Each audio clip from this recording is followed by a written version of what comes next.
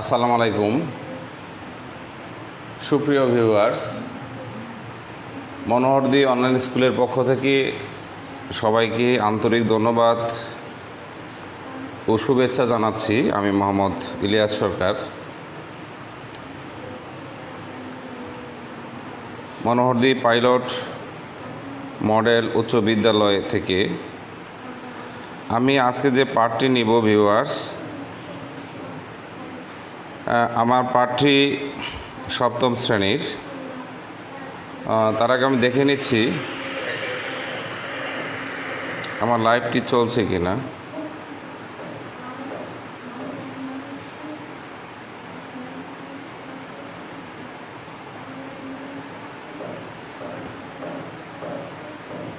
আপনারা একটু শেয়ার করে দেন, কমেন্টস করেন লাইভটি চলছে কিনা।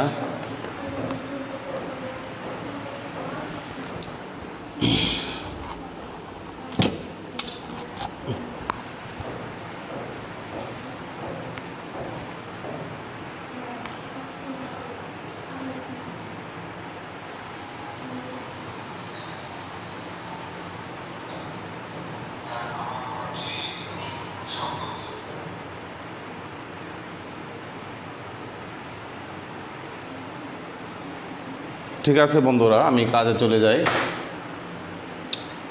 সপ্তম শ্রেণীর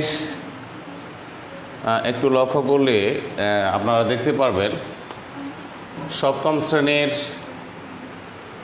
বিষয় গণিত, অধ্যায় দ্বিতীয়, শিক্ষণফল হচ্ছে অনুশীলনী 2.2-এর 24 নংয়ের প্রশ্নটির সমাধান করব আমি। এবং সৃজনশীল প্রশ্ন আছে 25-26 দুইটি। 26 নং সৃজনশীল প্রশ্নটি আমি উপস্থাপন করার চেষ্টা করব। তো সেই পর্যন্ত আমার সাথেই থাকুন, আমরা শুরু করতে যাচ্ছি। তো এখানে প্রথমে দেখা যাচ্ছে যে 120 মিটার দীর্ঘ একটি ট্রেন, 120 মিটার দীর্ঘ একটি ট্রেন 300 মিটার দীর্ঘ একটি সেতু অতিক্রম করবে। ট্রেনটির গতিবেগ ঘন্টায় 30 কিলোমিটার হলে সেতুটি অতিক্রম করতে ট্রেনটির কত সময় লাগবে?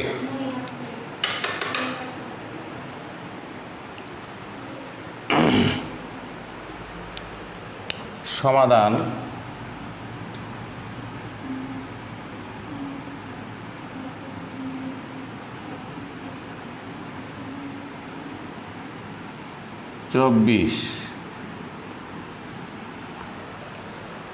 তো ভিউয়ার্স, এই ধরনের গাণিতিক সমস্যার ক্ষেত্রে, যেমন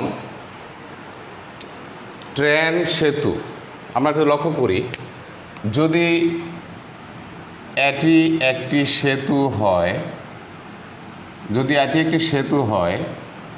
এবং এটা যদি একটি ট্রেন হয়, ভিউয়ার্স, তাহলে আমরা লক্ষ্য করলে দেখব যে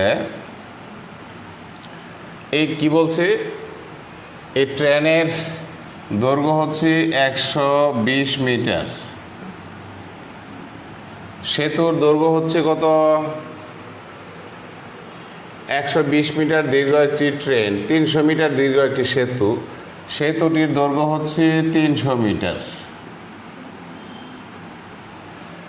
এখন এই ট্রেনটি সেতুটি অতিক্রম করবে, তাহলে ব্যাপারটা কেমন হবে?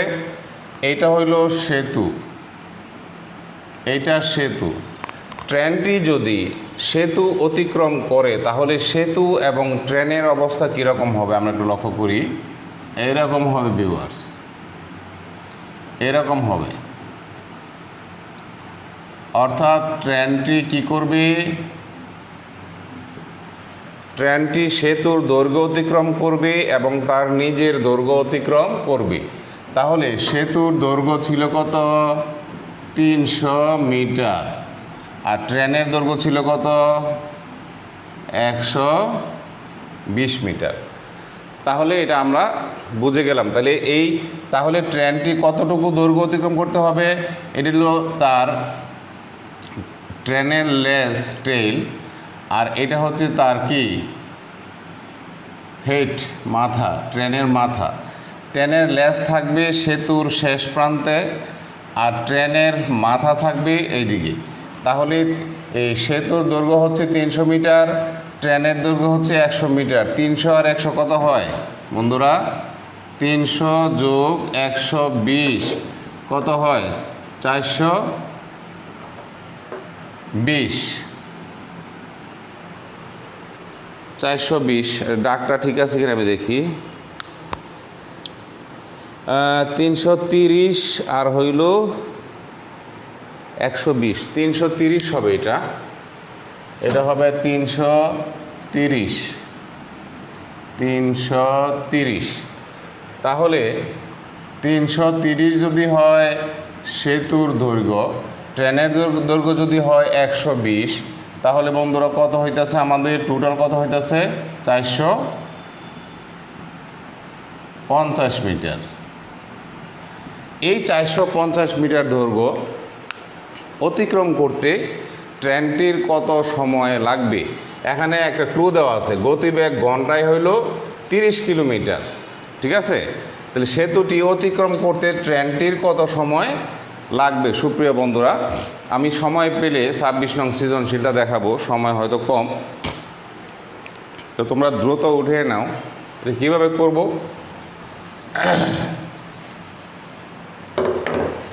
লিখতে হবে ট্রেনটি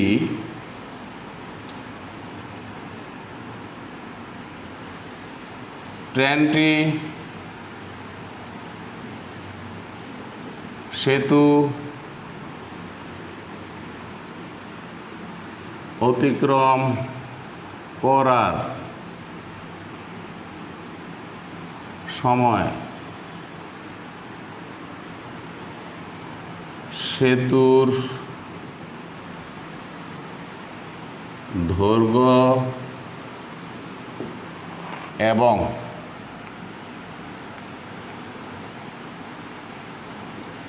ট্রেনের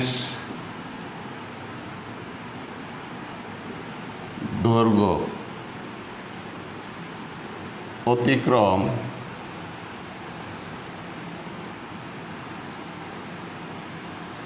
করবে।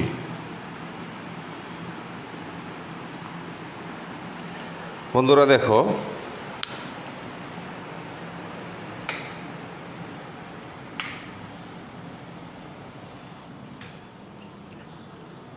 ট্রেনটি সেতুটা যখন অতিক্রম করবে তখন কি করবে? সেতুর দৈর্ঘ্য অতিক্রম করবে এবং ট্রেনের দৈর্ঘ্য অতিক্রম করবে। তাহলে অতএব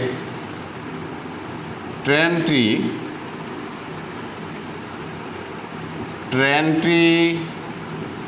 মোট দৈর্ঘ্য অতিক্রম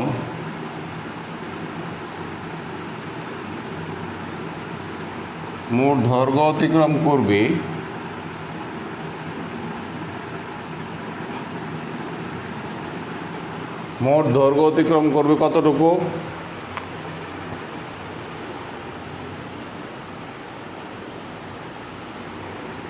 মোট দৈর্ঘ্য অতিক্রম করবে, আমরা লিখব সেতুর দৈর্ঘ্য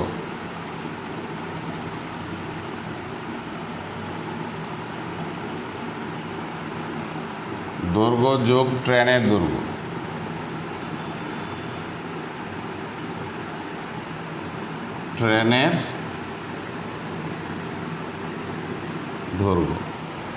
তাহলে সেতুর দৈর্ঘ্য ছিল কত? 330 যোগ ট্রেনের দৈর্ঘ্য ছিল কত?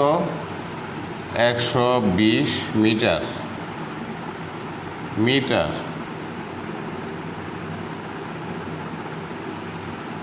তাহলে মোট কত হইল? ট্রেনটি অতিক্রম করবে 450 মিটার। এই 450 মিটার দৈর্ঘ্য অতিক্রম করতে ট্রেনটির কত সময় লাগবে সেটি আমাদের নির্ণয় করতে হবে বন্ধুরা।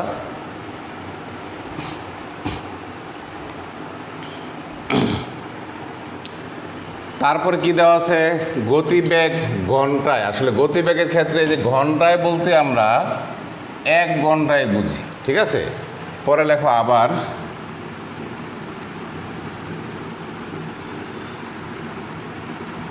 আমরা জানি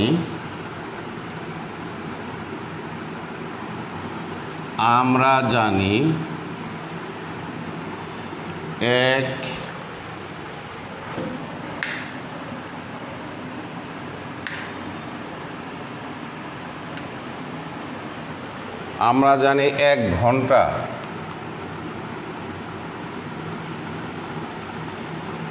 ঘন্টা সমান সমান কত? 60 মিনিট। 60 মিনিটকে আবার সেকেন্ডে নিতে হবে। তাহলে কি করতে হবে? 60 ফুরন আবার 1 মিনিট সমান সমান 60 সেকেন্ড। 60 ফুরন 60, এবার কি হয়ে গেল? সেকেন্ড। আমরা কি জানি? 1 মিনিট সমান সমান 60 সেকেন্ড। বন্ধুরা দেখো, এটা এভাবে লেখা যায় 600 কত? 3600 সেকেন্ড। এই 3600 সেকেন্ডে কি করে? 30 কিলোমিটার যেতে পারে ট্রেনটি। এবং লেখো আগেরগুলো যেহেতু মিটারে ছিল, যে মিটারে ছিল, এবং 30 কিলোমিটার 30 কিলোমিটার এটা সমান কি লেখা যায়? 1000 মিটারে 1 কিলোমিটার। তাইলে 30,000 30 দিয়ে গুণ দিতে হবে। তাইলে 30 ফুরন 1000। এখন কি হয়ে গেল? মিটার হয়ে গেল। তাহলে 30,000 মিটার। বন্ধুরা এখন আমাদের কি করতে হবে? ট্রেনটি এই 30,000 মিটার যেতে পারে 3600 সেকেন্ডে। তাহলে 1 মিটার যেতে পারে কত সেকেন্ডে? এই 450 মিটার যেতে তার কত সময় লাগবে? এটাই হচ্ছে আমাদের উত্তর। খুব সহজে করে ফেলতে পারবে তোমরা। এটুকু উঠায় নাও, আমি এই দিকটা কাজ করি, এটা মুছে নেই।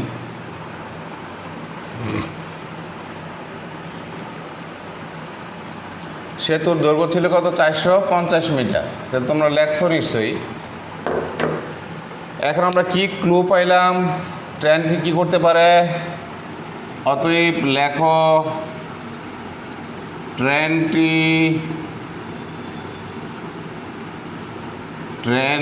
কি করতে পারে? 30,000 মিটার অতিক্রম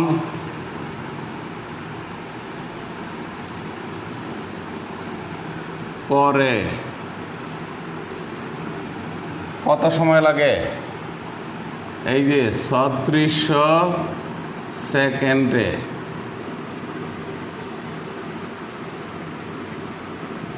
ট্রেনটি 30,000 মিটার অতিক্রম করে 3600 সেকেন্ডে। অতএব ট্রেনটি 1 মিটার যদি অতিক্রম করতে চায় তাহলে কম সময় লাগবে 3600 সেকেন্ড। কম সময় হলে 30,000 দিয়ে ভাগ হবে, এত সেকেন্ড সময় লাগবে। তাহলে আমরা কতটুকু যাব? ট্রেনের দৈর্ঘ্য এবং সেতুর দৈর্ঘ্য। অতএব ছিল কত দৈর্ঘ্য? 450 মিটার। অতিক্রম করতে ট্রেনটির বেশি সময় লাগবে, কারণ 1 মিটার যেতে যদি কম সময় লাগে, 450 মিটার যাইতে হইলে অবশ্যই বেশি সময় লাগবে। বন্ধুরা তাহলে এবার হবে গুণ। তাহলে 3600 ভাগ হচ্ছে 3000, 30,000 গুণ কত? 450। এখান থেকে 1 শূন্য 1 শূন্য, এখান থেকে 2 শূন্য, এখান থেকে 2 শূন্য। এখন আমরা যদি 15 দিয়া ভাগ করি, 15 দুগুণে 30, 3 15 45, 18 দুগুণে কত? 36। তাহলে বাকি হবে 3 18 54 সেকেন্ড সময় লাগবে। বন্ধুরা 54 সেকেন্ড সময় লাগবে ট্রেনটি কি সেতু এবং ট্রেনের নিজের দৈর্ঘ্য অতিক্রম করতে তার সময় লাগবে হচ্ছে 54 সেকেন্ড। তাহলে উত্তর কি হবে? উত্তর হবে 54 সেকেন্ড। এটা এইভাবে তোমরা লিখে নিবা, ঠিক আছে? আচ্ছা, আমি একটি বাড়ির কাজ দিই। 23 নং বাড়ির কাজ দিলাম আমি 23 নং। তারপরে সৃজনশীল আছে, দেখো একটি সৃজনশীল প্রশ্নটি লক্ষ্য করো। আমি খুব দ্রুত এটি শেষ করে দেব। রাসেল একজন গড়ি ব্যবসায়ী। তিনি একটি গড়ি 625 টাকায় বিক্রয় করায়, 625 টাকা গড়িটি বিক্রয় করছে। ক্ষতি হয়ে গেছে কত? 10% ক্ষতি হলো। পরে প্রশ্নগুলো কি?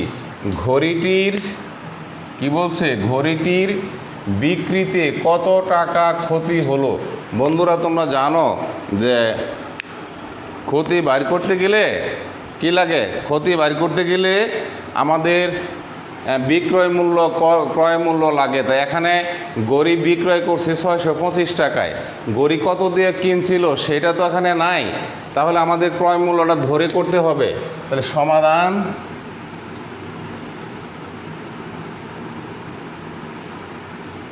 বন্ধুরা দেখো, সমাধান 26 ক।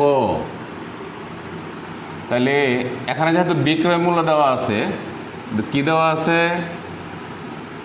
লেখো বিক্রয় মূল্য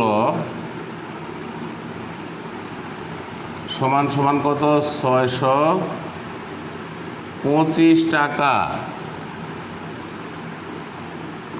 এখন কত ক্ষতি হয়েছে? গড়িটি বিক্রিতে কত টাকা ক্ষতি হয়েছে? তো বিক্রয় মূল্য দিয়ে তো আর ক্ষতি বের করা যাবে না, ক্রয় মূল্য লাগবে, ঠিক আছে? তো ক্রয় মূল্য যেহেতু এখানে নাই, তাহলে ধরে নিতে হবে মনে করি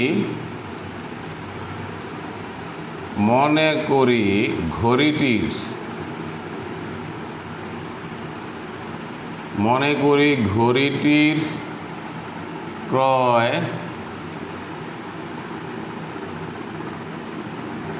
মূল্য ছিল কত? ক টাকা। তাহলে ক্রয় মূল্য আমরা ধরে নিলাম বন্ধুরা। তো ক্ষতি বের করতে পারবে এখন। অতএব ক্ষতি কিভাবে বের করে? ক্ষতির সমান সমান আমরা কি জানি বন্ধুরা? আমরা জানি বিক্রয় মূল্য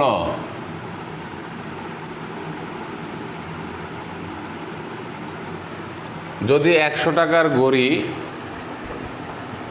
যদি 100 টাকার গড়ি আমরা 90 টাকায় বিক্রয় করি, তাহলে ক্ষতি কিভাবে বের করব?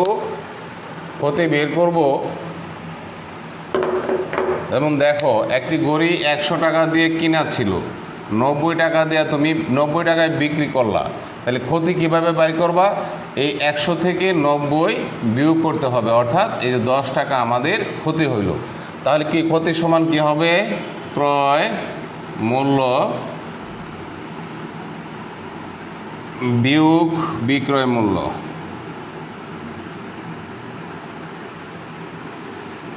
ভিউয়ার্স লক্ষ্য করো, তাহলে আমাদের এখানে ক্রয় মূল্য কত ছিল? ক্রয় মূল্য দেওয়া ছিল না, আমরা ধরে নিয়েছি ক। তাহলে ক্ষতি কিভাবে বের করব? ক বিয়োগ 625 টাকা। এটি হবে কয়ের উত্তর। কয়ের উত্তর কি হবে? ক বিয়োগ 625 টাকা। এখন আমরা যাব খতে। লক্ষ্য করো, আমি একটু তাড়াতাড়ি করছি এই জন্য, কারণ আমাদের এখানে একটা প্রতিযোগিতা চলছে। সমাধান শিক্ষার্থীরা লাইভে অংশগ্রহণ করবে মনোহরদী অনলাইন স্কুল থেকে। এই জন্য তাড়াতাড়ি করছি। গড়িটির ক্রয় মূল্য কত, অর্থাৎ কত টাকা দিয়ে গড়িটি কেনা ছিল। এখানে উদ্দীপকে আছে 625 টাকায় বিক্রয় করলে 10% ক্ষতি হয়। এই 10% ক্ষতি বলতে আমরা কি বুঝি, ক্রয় মূল্য 100 টাকা হলে কি 10% ক্ষতিতে বিক্রয় মূল্য হয় 100 বিয়োগ 10 সমান সমান 90 টাকা। ভিউয়ার্স দেখো,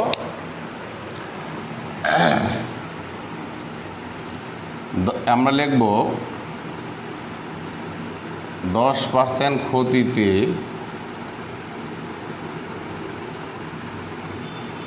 ক্ষতিতে 100 টাকার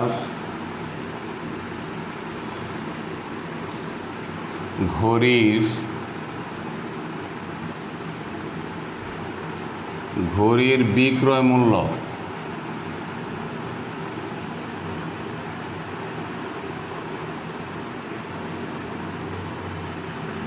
কত হয়। যে ঘড়ি 100 টাকা কিনা ছিল, 10% ক্ষতি মানে কি 10 টাকা কমে বিক্রয় করতেছি আমরা টাকা। তাহলে কি করলাম, 90 টাকা। বুঝতে পারছো বন্ধুরা, 10% ক্ষতিতে যেই ঘড়ির ক্রয় মূল্য ছিল 100 টাকা, সেই ঘড়িটা বিক্রয় করা হয়েছে কত, 90 টাকা। এখন বলছে ক্ষয়ে বলছে ঘড়িটি কত টাকা দিয়ে কেনা ছিল। তাহলে যে ঘড়ি আমরা 90 টাকায় বিক্রি করছি সেই ঘড়িটি কেনা ছিল 100 টাকায়, তাহলে একে কত হবে। আর যে ঘড়িটি আমরা 625 টাকায় বিক্রি করছিলাম সেটি কত টাকায় ক্রয় করা ছিল সেটি আমাদের বের করতে হবে। এখন লেখা অতএব ক্রয় মূল্য বের করতে হবে, ঠিক আছে। বিক্রয় মূল্য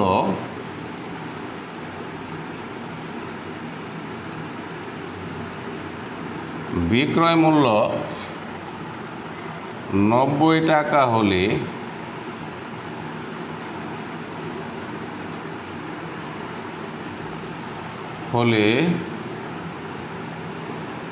ক্রয় মূল্য ছিল কত, 100 টাকা। বন্ধুরা দেখো,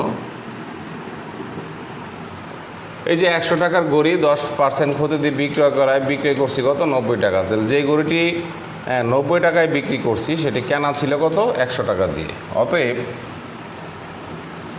বিক্রয় মূল্য যদি 1 টাকা হয় তাহলে কেনা হবে কি 90 থেকে ছোটো না 1, তাহলে ক্রয় মূল্য হবে আরও কম। তাহলে 100কে ভাগ হবে 90 দিয়ে, এত টাকা। এখন আমাদের ঘড়িটি কত টাকায় বিক্রয় করা হয়েছিল, 625 টাকা। যে ঘড়ি বিক্রি করছিলাম এই ঘড়িটির ক্রয় মূল্য কত হবে, ক্রয় মূল্য হবে বেশি, 100 পূরণ 625, নিচে হবে কত, 90। ঠিক আছে বন্ধুরা, তাহলে আমরা যদি 10 দিয়ে কাটাকাটি করি, 9 10 90, 10 দশম 100। তাহলে 625কে দেখি 9 দিয়ে ভাগ যায় কিনা। 625, 6 নং 54,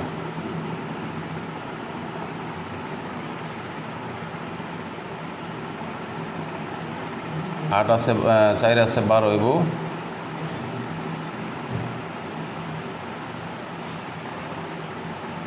85, 9 নং 81, থাকে কত, 4.0, 4 নং 36, থাকে 4। যাই হোক, এটা ভগ্নাংশ হয়ে যায়। দেখো তাহলে আমরা কি করব, 6 2 5 0, নিচে হইল 9 টাকা। এখন এটা তোমরা ভাগ দিয়ে নেবে, এটা হবে উত্তর। উত্তরটা আমি দেখিয়ে দিচ্ছি বন্ধুরা, দেখো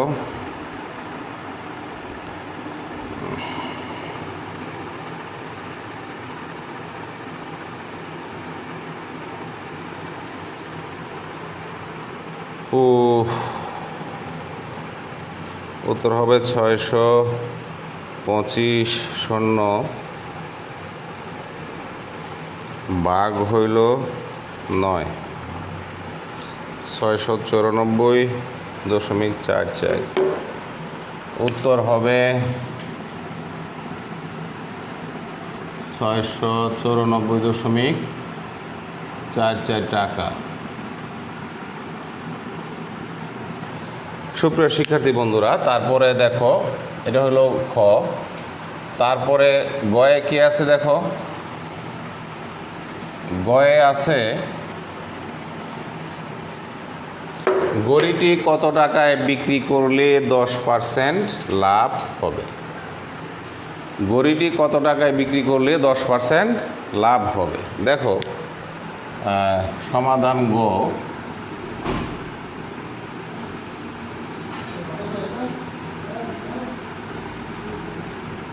সমাধান গ,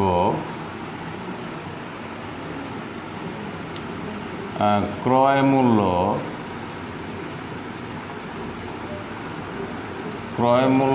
100 টাকা হলে 10% লাভে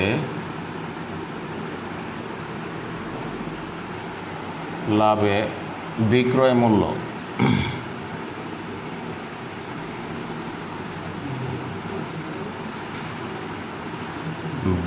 মূল্য হবে হইল 100 টাকা দিয়ে কিনা, লাভ হয়েছে কত, এরকম একটা অঙ্ক তোমাদের করাইছিলাম আমি গত ক্লাসে।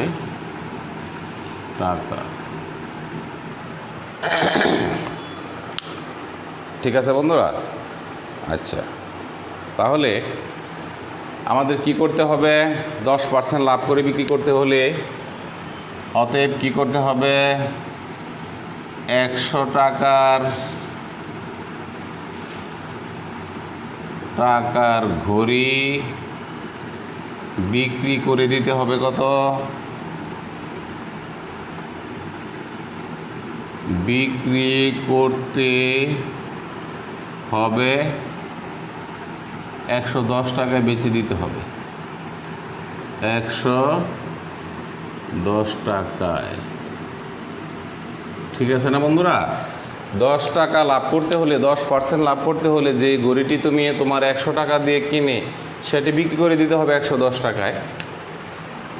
অতএব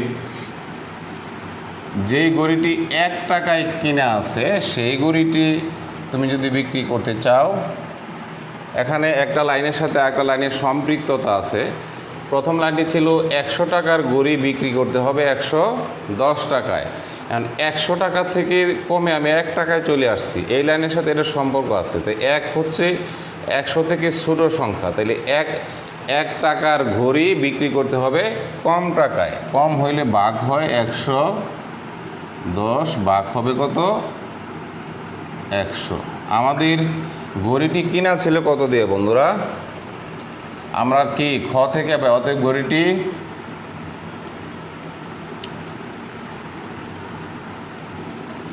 এই যে এত টাকায় ছিল, এখানে ভগ্নাংশ আমি দিলাম না, এত টাকার ঘড়ি বিক্রি করতে হবে বেশি টাকা। এটা হলো একের চেয়ে বড় ডিজিট। তাহলে আমরা কি করব? গুণ করব। উপরে হবে 110, নিচে হবে 100 গুণ 625, 62 50, 6250, নিচে ছিল কত? 9। বন্ধুরা দেখো এখন কি হবে? 0 0 কেটে দিতে হবে, 2 0, এখান থেকে 2 0, আবারও 9 থাকে। তাহলে হিসাবটা আমি করি। 625 গুণ হইল 11 দিয়ে, 11 দিয়ে গুণ করলে কি হয়? 625, আবার 625, 6875, 6875 ভাগ হইল 9। এত টাকায় তুমি বিক্রি করলে 10% লাভ হয়ে যাবে। এখন এটা তোমরা ক্যালকুলেট করলে হবে 6875, 6875 ভাগ হইল 9, 763 8 763 টাকা 88 পয়সা। এত টাকায় বিক্রি করলে 10% লাভ হবে। এটা হইল উত্তর, 763.88 টাকা বন্ধুরা। ঠিক আছে, এটা হলো উত্তর। তাহলে আমি কি করলাম, 24 নং করলাম বন্ধুরা। দেখো 24 করলাম, 26 নং সৃজনশীল করলাম, 24 নং করলাম। এখন তোমাদের বাড়ির কাজ দিয়ে দিচ্ছি আমি। বাড়ির কাজ আবারও দিচ্ছি, এর আগে একটা দিছিলাম। বাড়ির কাজ এর আগে দিছিলাম 23। বাড়ির কাজ হলো সৃজনশীল 25, সৃজনশীল 25 নং, এটা বাড়ির কাজ। ঠিক আছে, এটা করে তোমার স্যারকে দেখাবে অথবা মেসেঞ্জারে আমাকে রেসপন্স করবে ভিউয়ার্স। তো আজকের মতো আমার শ্রেণীপাঠ এখানেই সমাপ্ত ঘোষণা করতে হচ্ছে, কারণ বিভিন্ন প্রতিযোগীরা আছে, ওরা অংশগ্রহণ করবে। তা আপনারা মনোহর দিয়ে অনলাইন স্কুলের সাথেই থাকুন, আমাদের উপস্থাপনাগুলো দেখুন, আমাদেরকে সার্বিক সহযোগিতা করুন। নিজে ভালো থাকুন, সুস্থ থাকুন, নিরাপদে থাকুন, আপনার পরিবারকে সুস্থ রাখুন। সবাইকে ধন্যবাদ জানিয়ে আমার ক্লাসটি আমি এখানেই শেষ করতে যাচ্ছি।